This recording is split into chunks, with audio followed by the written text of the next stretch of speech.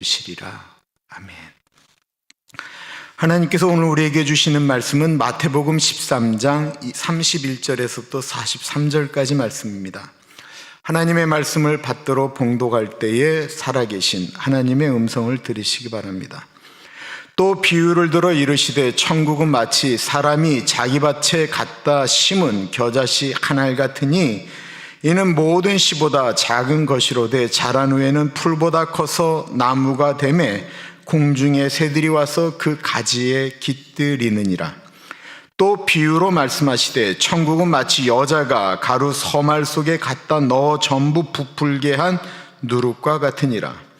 예수께서 이 모든 것을 무리에게 비유로 말씀하시고 비유가 아니면 아무것도 말씀하지 아니하셨으니 이는 선지자를 통하여 말씀하신 바 내가 입을 열어 비유로 말하고 창세부터 감추인 것들을 드러내리라 함을 이루려 하심이라. 이에 예수께서 무리를 떠나사 집에 들어가시니 제자들이 나와 이르되 밭의 가라지의 비유를 우리에게 설명하여 주소서. 대답하여 이르시되 좋은 씨를 뿌리는 이는 인자요 밭은 세상이요 좋은 씨는 천국의 아들들이요 가라지는 악한 자의 아들들이요 가라지를 뿌린 원수는 마귀요 추수 때는 세상 끝이요 추수꾼은 천사들이니 그런즉 가라지를 거두어 불에 사르는 것 같이 세상 끝에도 그러하리라. 인자가 그 천사들을 보내리니 그들이 그 나라에서 모든 넘어지게 하는 것과 또 불법을 행하는 자들을 거두어내어 풀무불에 던져 넣으리니 거기서 울며 이를 갈게 되리라. 그때 의인들은 자기 아버지 나라에서 해와 같이 빛나리라. 귀 있는 자는 들으라. 아멘.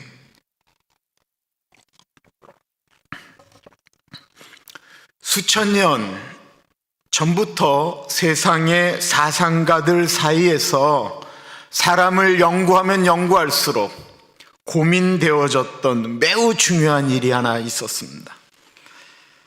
철학적으로도 이렇다 저렇다, 사람은 이렇다 저렇다, 착한 사람을 보면 이 이론이 맞는 것 같고 악한 사람을 보면 저 이론이 맞은 것 같은 수천 년 동안 사람에 대해서 고민하였던 것이 무엇일까요? 그것은 사람이 태어날 때부터 선하다라고 말하는 성선설과 사람은 원래 태어날 때부터 악하다라고 이야기하는 성악설, 그리고 사람을 태어날 때는 착하지도 악하지도 않고 후천적으로 악해지고 선해진다라고 하는 성무선악설이 있습니다.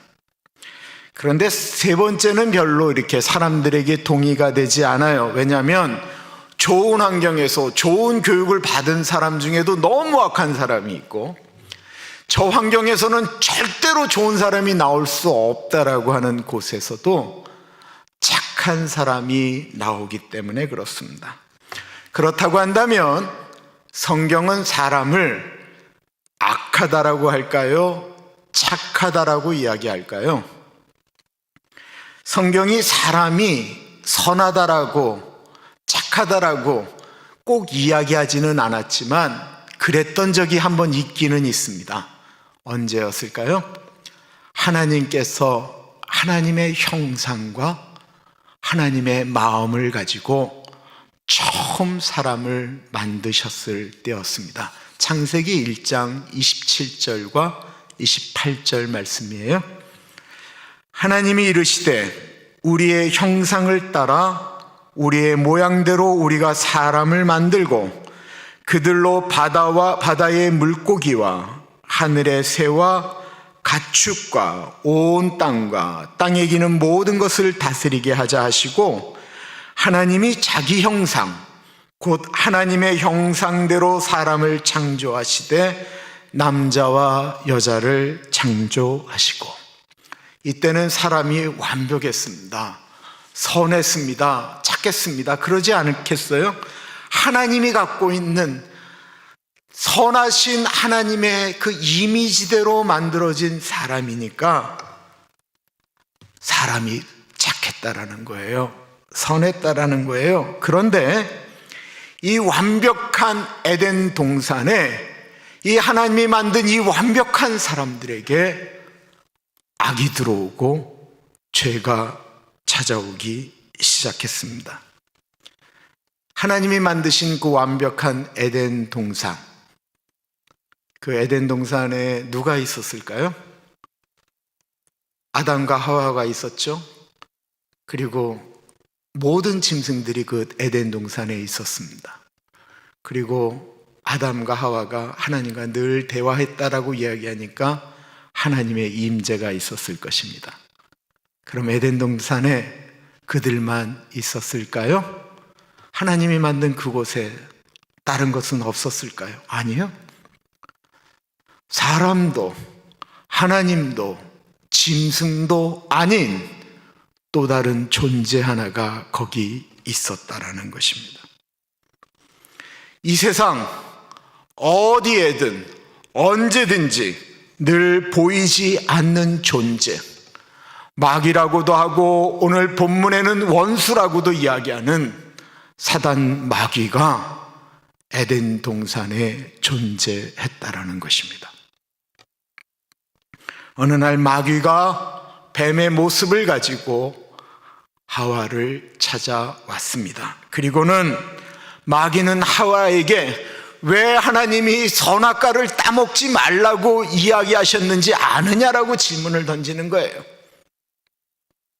그 이유는 너희가 선악과를 먹는 순간 너희도 하나님처럼 되어지는 것을 하나님이 두려워했기 때문이라고 이야기하며 선악과만 먹으면 너희가 하나님처럼 될 수 있다라고 그 마음 가운데 하나님을 불신하는 마음을 심어 주었습니다. 말씀으로 이겼으면 되는데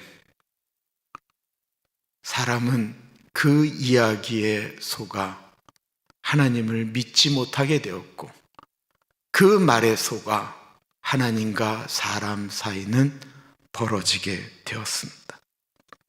마귀의 전략은 늘 피조물인 사람이 창조주처럼 될 수 있다라고 하는 전략입니다.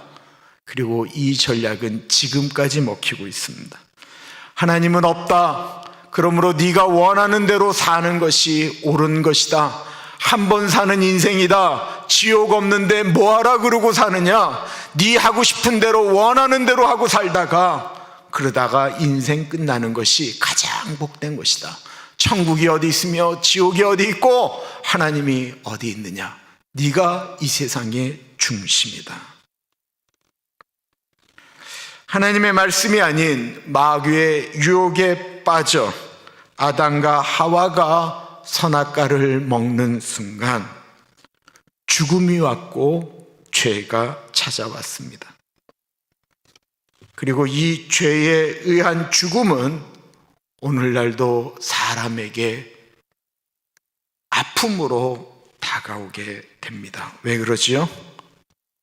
그것은 아담과 하와가 하나님의 명령에 불순종해서 이 땅에 들어온 그 불순종, 불신앙의 죄는 사람들이 태어날 때부터 가지고 태어난다라고 성경은 말씀하기 때문에 그렇습니다.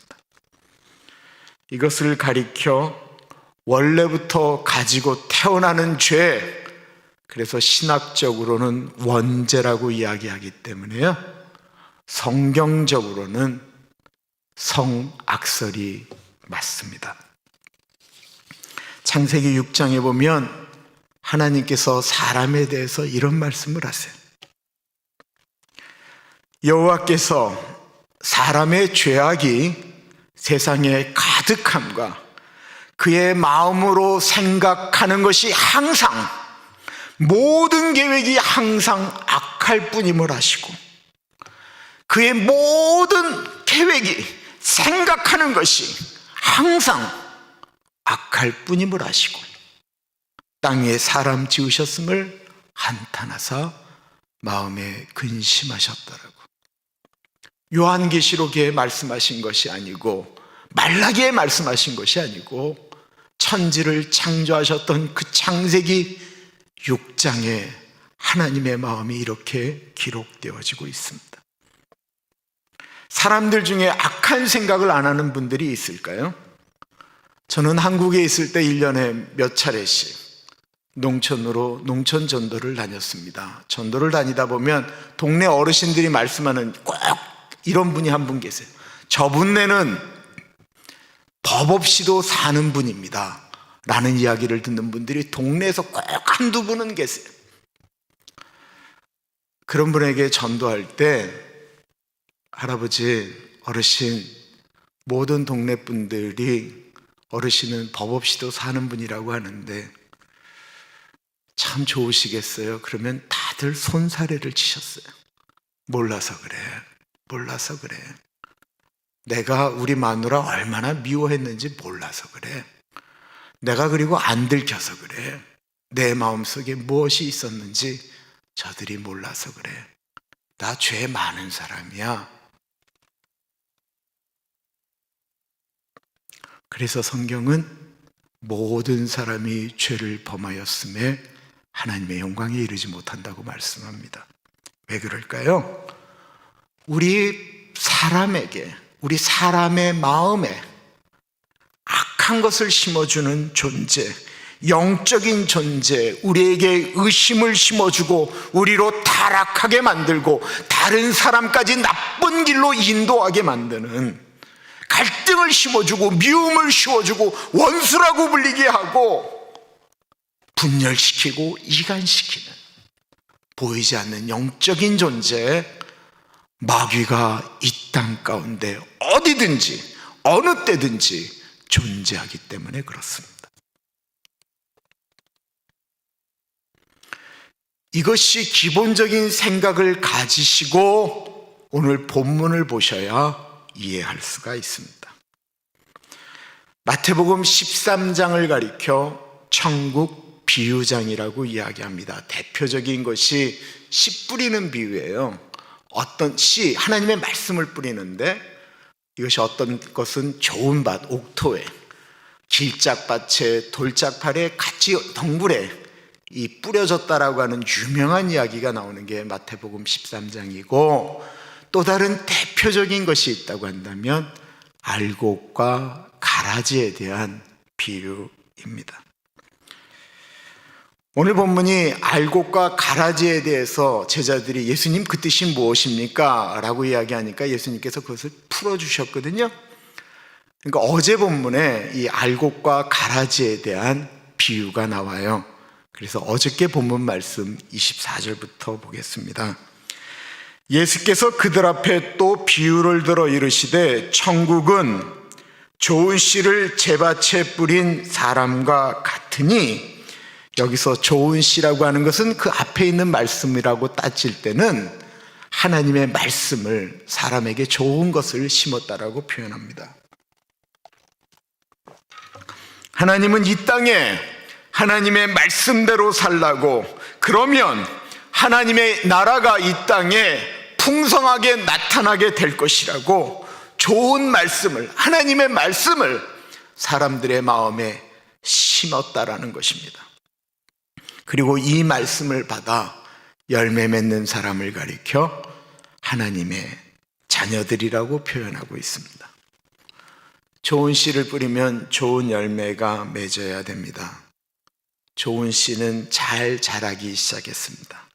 어느 정도 자라게 되었을 때 일하는 사람들이 밭에 나가봤더니 놀랍게도 가라지, 쓸모없는, 열매 맺을 수 없는 풀들이 자라는 것입니다.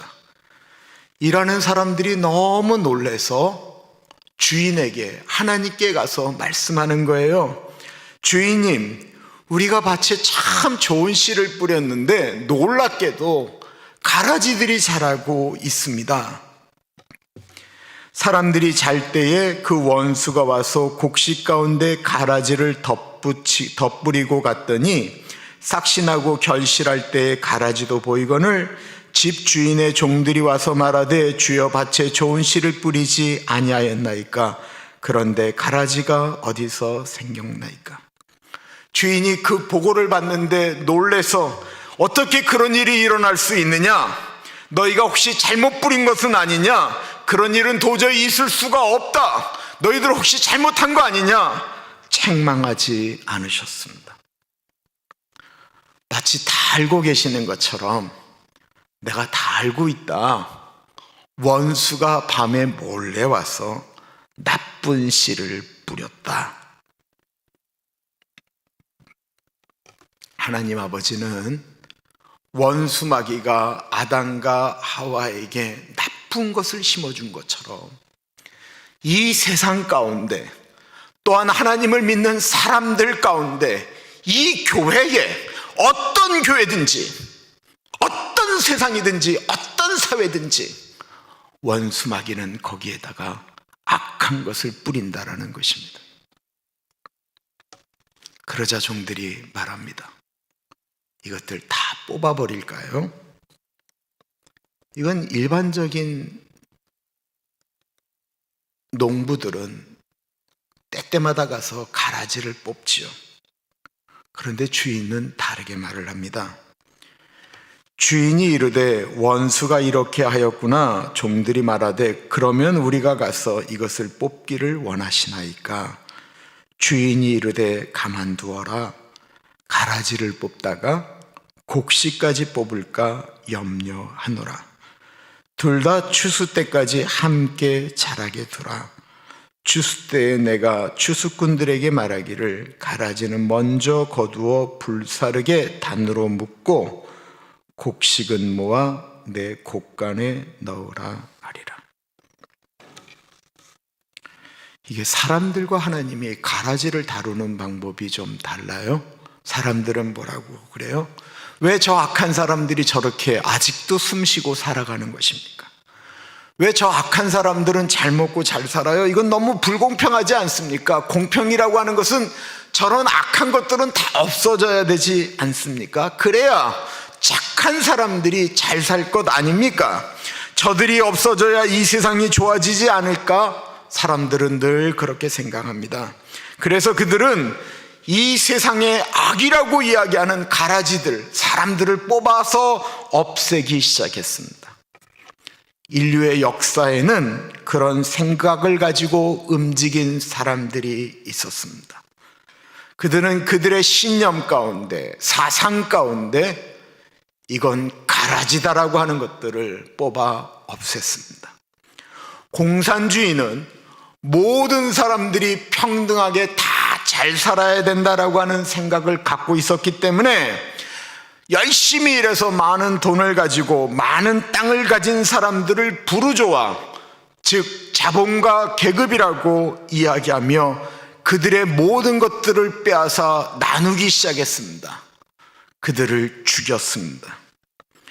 즉 다시 말하면 프로레타리아 혁명이라고 하는 노동자 계급의 혁명, 공산혁명을 일으켰습니다. 그렇게 다 나누면 모든 사람들이 공평하게 잘 살 것이다라고 생각을 했습니다. 과연 그렇습니까? 이 세상에서 가장 불평등한 나라들이 있다고 한다면 공산 국가들입니다. 그래서 중국 공산당은 자신들의 정치 이념은 공산주의를 가졌지만 공산주의의 가장 중요한 같이 논아먹는 공산주의를 포기하고 그들이 시장 경제로 돌아선 것입니다. 히틀러는 유태인들이 가라지라고 생각을 했습니다. 그래서 무려 600만이 넘는 유럽에 흩어져 있는 유태인들을 보는 쪽쪽 다 죽였습니다. 그럼 그들이 자신들이 알고기기 때문에 그랬을까요? 아니요. 게르만 민족보다 더 뛰어났다라고 생각하기 때문에 유태인들을 죽인 것입니다. 캄보디아의 폴포트 정권은 이 나라가 이렇게 망쳐진 것은 지식인들 때문이다라고 착각하였습니다. 그래서 안경을 쓴 사람들은 지식인이라고 죽였어요. 집에 외국 책 한 권이라도 있으면 무조건 죽였어요. 대학 나온 사람 죽였고, 교사들 죽였고, 교수들 죽였어요. 너무 많이 죽였어요. 인구가 750만이었는데 공식적으로 예일대학교에서 발표한 것은 200만, 어떤 곳은 300만, 어떤 곳은 170만, 어쨌든 인구의 3분의 1을 킬링필드라고 이야기하는, 수많은 사람들을 죽여서 가라지를 뽑아버리겠다라고 이야기해요. 지금 동남아 국가 중에 국가가 회복되지 않는 유일한 나라가 하나 있는데 캄보디아입니다. 왜 그러냐면 기초산업마저도 무너졌어요. 교사들이 학생들을 데리고 과학교실을 열어도 선생님들이 가르칠 수가 없어요. 왜냐하면 그 교사들이 어릴 때 그들을 가르쳤던 교사들이 한 사람도 남아있지 않기 때문에 그렇습니다. 가라지를 없앤다라고 이야기했는데 정작 본인들이 가라지인 것을 몰랐던 것입니다. 사람들은 대부분 착각하며 살아가고 있는 것이 있는데 남들을 손가락질하면서 저것들은 가라지라고 이야기하면서 자신에게 가라지와 같은 요소가 자라나고 있다는 사실을 모른다라는 거예요. 말도 안 되는 것 같은데 이런 생각을 하는 분들이 정말 많습니다.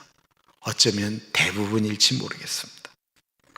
자신과 정치적 신념이 다르고 역사관이 다르고 사람을 바라보는 시각이 다르면 저것들 없어져야 된다는 것입니다. 교회에도 그렇습니다. 저 사람들만 없어지면 교회가 좋아질 것이다라고 착각합니다. 저들은 가라지라는 것입니다. 교회에서 가라지를 뽑아서 교회 밖으로 내보내는 일, 성경적으로 보면 절대로 있어서는 안 될 일입니다.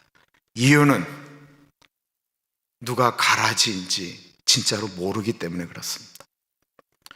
둘째, 우리가 생각하는 그 가라지가 실제로는 알곡일 수도 있고 알곡이 가라지일 수도 있기 때문에 그렇습니다. 이건 정말 아무도 모릅니다. 또한 가라지를 뽑다가 알곡이 다치기 때문에 그렇습니다. 이게 제일 중요한 하나님의 말씀이에요. 이 미국에 있는 수많은 이민교회들이 저것들은 가라지다 라고 이야기하면서 그 가라지 뽑겠다라고 분규가 일어났습니다. 그리고 나서 좋아진 교회 보셨어요? 그렇게 한번 분규가 일어나서 저쪽이 하나님 편이다, 우리가 하나님 편이다 이러고 싸우기 시작한 교회치고 회복된 교회들 보셨습니까? 도대체 누가 가라지고 누가 알곡입니까? 아니, 우리는 알곡입니까? 아니면 가라지입니까? 죄송하지만 정답이 없습니다. 목사도 가라지일 수도 있고 장로님들도 가라지일 수 있고 권사님들도 가라지일 수도 있고 누가 알곡인지 누가 가라지인지 그 마지막 결정은 오늘 본문 말씀대로라면 하나님 앞에서 심판받는다라는 것입니다. 그리고 더 중요한 건 우리 안에는 하나님의 형상을 닮은 하나님의 이미지와 더불어서 원수 마귀가 우리에게 심어놓는 악한 속성이 두 가지가 다 우리 안에 들어와 있기 때문에 그렇습니다. 로마서 7장의 위대한 사도 바울의 고백입니다. 내 속 곧 내 육신에 선한 것이 거하지 아니하는 줄을 아노니 원함은 내게 있으나 선을 행하는 것은 없노라. 내가 원하는 바 선을 행하지 아니하고 도리어 원하지 아니하는 바 악을 행하는도다.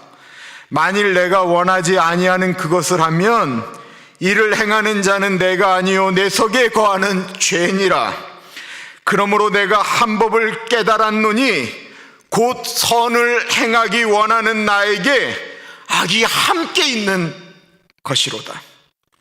내 속사람으로는 하나님의 법을 즐거워하되 내 지체 속에서 또 한 다른 법이 내 마음에 법과 싸워 내 지체 속에 있는 죄의 법으로 나를 사로잡는 것을 보는도다.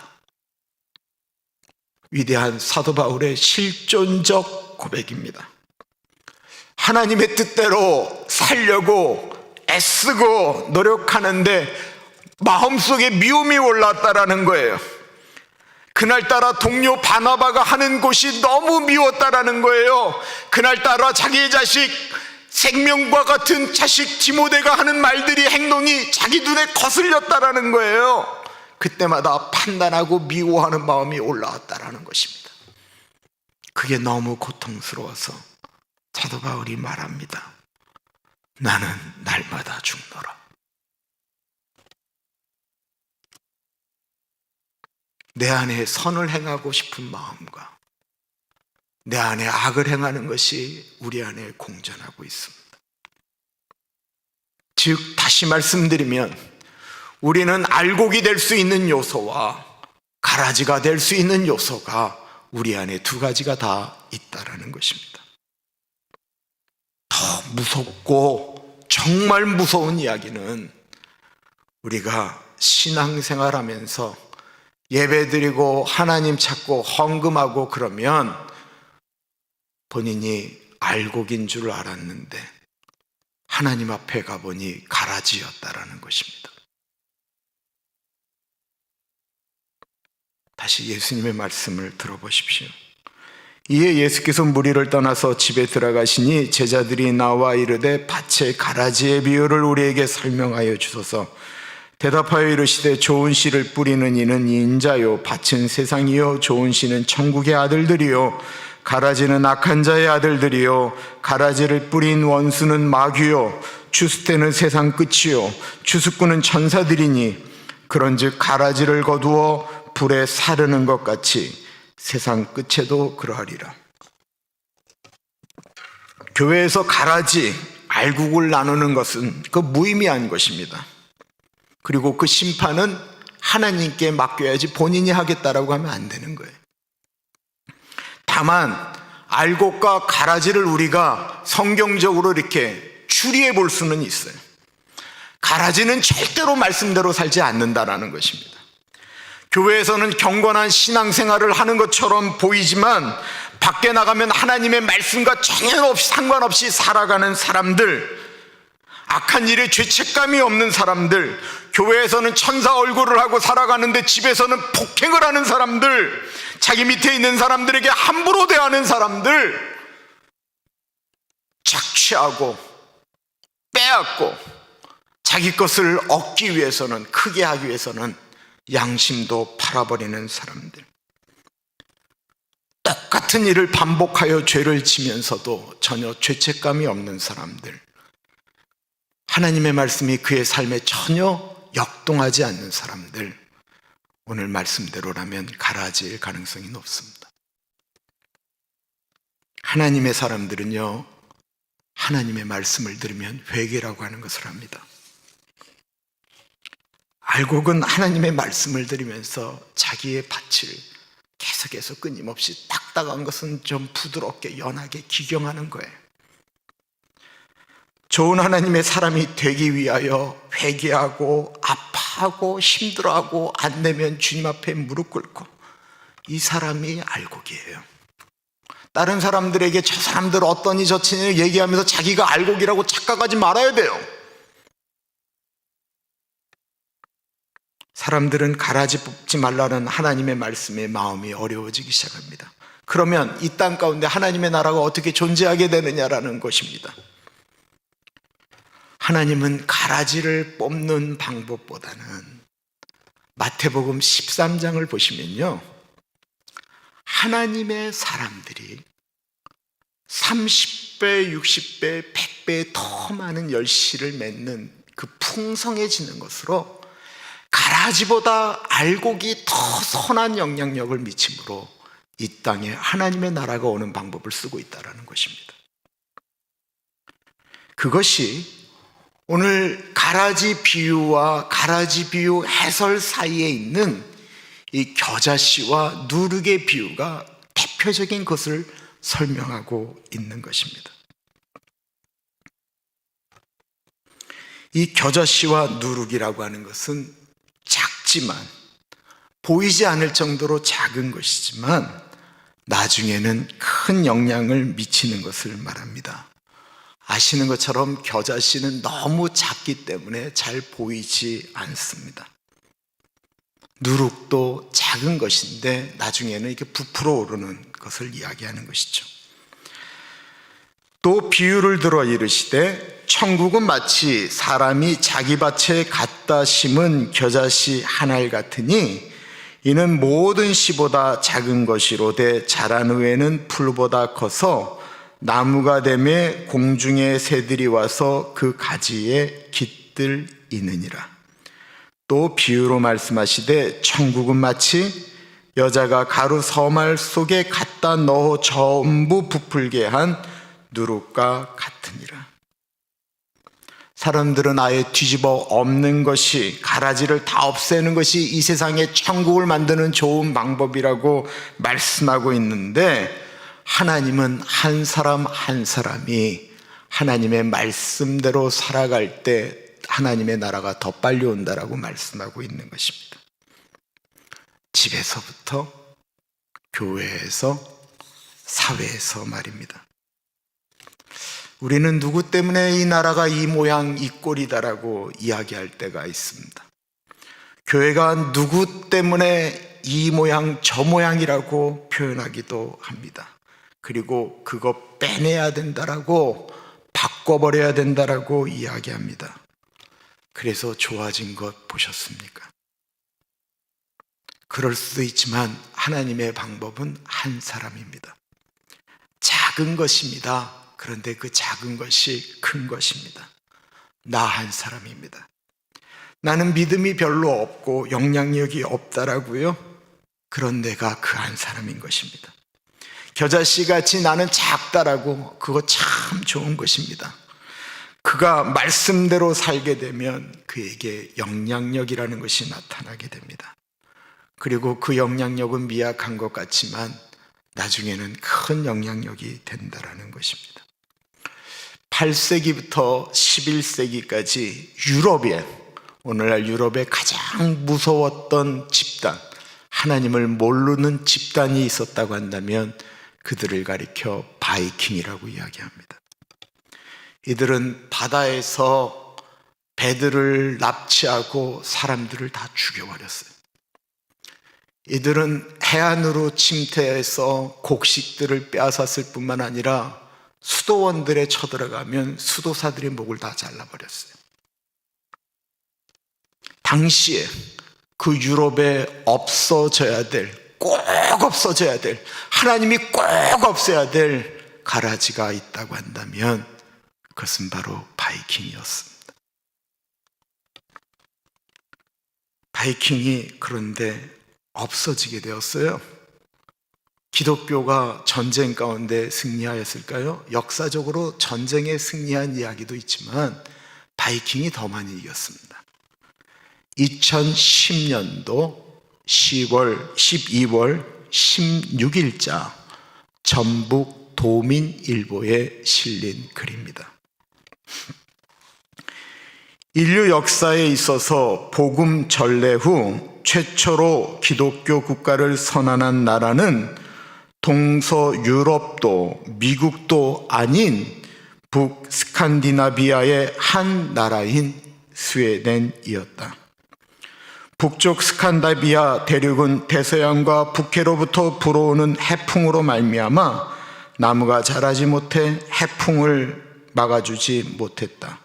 그리고 땅이 옥토가 아닌 박토이어서 수목은 물론 농작물이 경작되지 않았다. 그리고 여성 인구는 없고 남성 인구가 주를 이루었다. 그런데 그런 그들을 기독교인으로 만드는 데는 북유럽의 정치력이나 군사력, 경제적이 아니었고 해적들에게 강제로 끌려간 북유럽 기독교인 어머니들과 여성들의 역할이 가장 결정적이었다.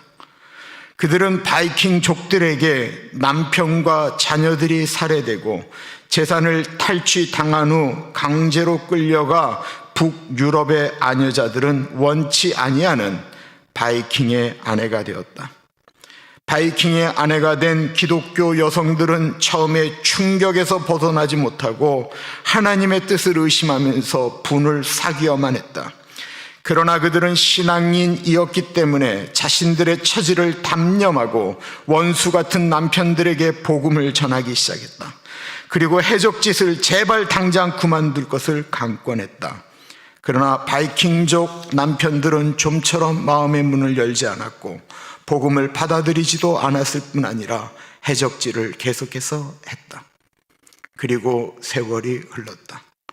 그런 사이 스라의 바이킹족들과 북유럽 기독교 여인들은 아내 사이에 자녀들이 태어나기 시작했다. 북유럽 출신 기독교 여성들은 작전을 바꾸었다. 처음엔 기성세대인 어른 세대와 남편들을 복음화하여 해적의 짓을 하지 못하도록 하려 했으나 실패한 후 자신들의 스라에서 태어난 자녀들에게 복음을 전하고 올바른 삶을 교육하기 시작했다. 세월이 흘렀다. 세대가 바뀌었다. 북유럽 출신 기독교인 어머니로부터 교육받은 자녀들은 누가 해적짓을 하지 말라는 말을 하지 않았어도 해적의 짓을 중단하였다. 이 일이 북스칸디나비아 여러 나라로 퍼져나가 지금은 전 세계에서 가장 살기 좋은 나라로 바뀌었다. 그리고 스웨덴은 전 세계에서 최초로 기독교 국가를 선포하기에 이르렀다. 세상을 바꾸는 힘은 엄청난 권력도 사람도 아닌 작은 것입니다. 그래서 미약해 보이고 겨자씨처럼 영향이 없는 것처럼 보이고 세상을 바꾸는 것이 오래 걸린다라고 느껴질 수 있습니다. 그러나 하나님의 말씀은 겨자씨처럼 하나님의 말씀을 붙든 작은 사람들에 의해서 이 세상은 바뀐다라고 선포하고 있습니다. 우리 모두는 알곡이 될 수도 있고 가라지가 될 수도 있습니다. 한 번에 뒤집어져서 하나님의 사람이 될 수 있다. 착각입니다. 그런 사람이 다시 가라지가 될 수도 있습니다. 매일매일 하나님의 말씀을 붙들고 그 말씀대로 자신의 맛을 기경하는 사람이 알곡이고 그렇게 살아가는 사람들에 의해서 이 세상은 바뀌게 되는 것입니다. 우리는 어떤 존재입니까? 하나님의 말씀을 읽으시고 하나님의 말씀대로 살아가려고 애쓰고 계십니까? 그럼 정말 잘하셨습니다. 그럼 분명히 우리 가정, 이 사회 바뀌게 될 것입니다. 내가 변해야 세상이 바뀌게 됩니다. 제발 다른 사람 신경 끄시고 다른 사람 바꾸겠노라고 말씀하지 않으셔야 됩니다. 내가 변하면 세상이 바뀝니다. 기도하겠습니다.